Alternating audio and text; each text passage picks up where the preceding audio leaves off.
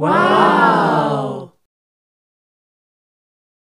Paano nga ba mag-top up ang isang agent using USD code?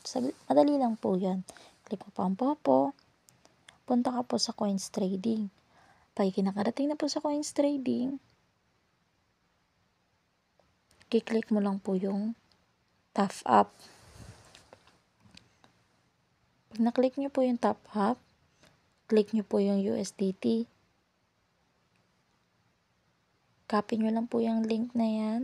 Pero make sure po na ang inyong points ay 100 something. Para po, hindi po mabawasan yung inyong withdrawin. Yan, click nyo lang po yung withdraw now. Click ng arrow rotation.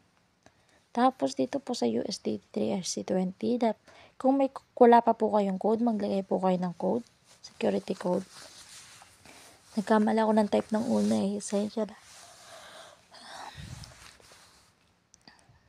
Yan, ulitin ko lang po yung aking passcode. Nagkamali ako. Ayan. Burahin ko lang po yung dati ko. Tapos, paste nyo lang po dyan. Tapos, submit po. But automatic na po. Pag withdraw nyo po yan, papasok na po yan sa coins trading nyo.